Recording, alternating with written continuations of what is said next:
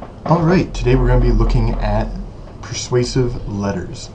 As you can see, once again, I have developed my own persuasive letter and put it up here, and we're going to be looking at how this breaks down in terms of structure and content. First thing you might notice is right here, our author, Carol Compton, has forgotten to sign the letter. You want to make sure that you do that before you send it out, because it is something that people will notice and it looks really unprofessional. So let's help her out with a signature. Why is her handwriting so bad? It's because they never taught me penmanship in graduate school. So now it's signed though and ready to go, and we can start looking at the structure of the letter. You'll see here, just as a quick rundown of our business letter format, we have a standard block format here, a left alignment, everything lines up right along that edge, and there's no indentation. Again, for professional documents in block format, you do not indent. We also have the standard 1-inch margin from the side. That's pretty normal. Some people do 1.5 inches, but as I've mentioned before, it kind of gets in over here and starts to look like a lot of white space on this side.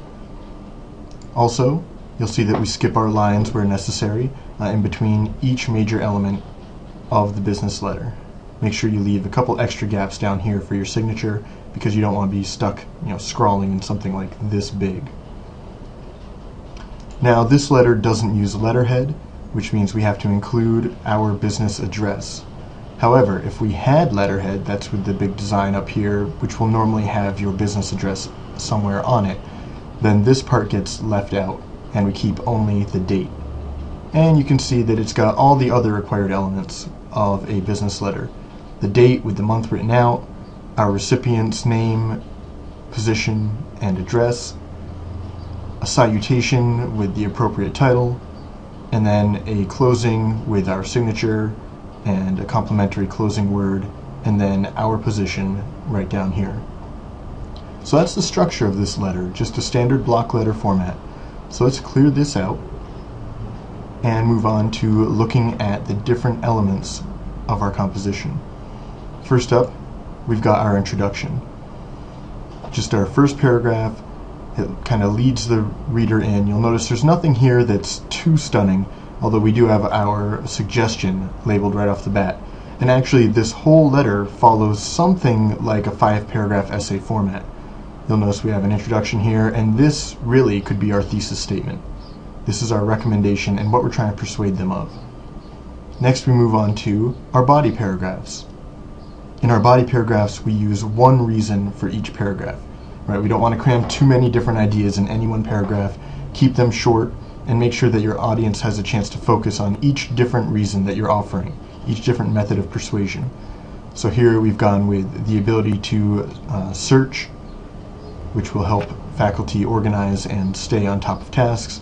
And then we've skipped down to a different one for the convenience of cloud-based storage. So 2 different paragraphs for 2 different ideas.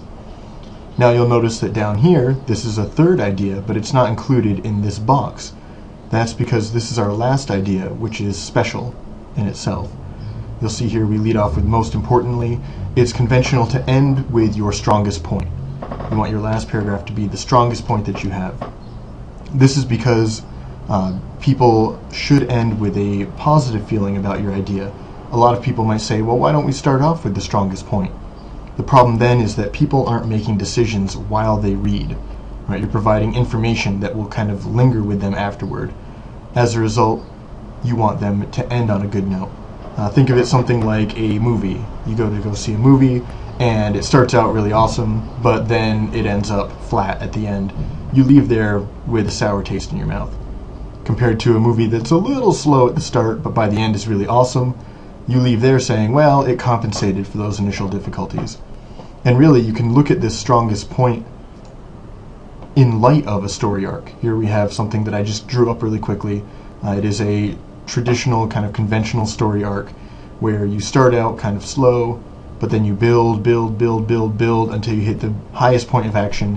This would be our last paragraph. That's what we want to hit them with. And then from there, it kind of ends out quickly.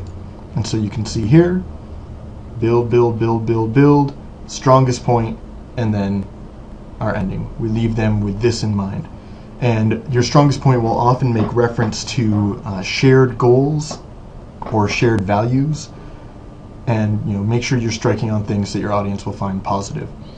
And so with all that, your letter is ready to go. Have fun making your own.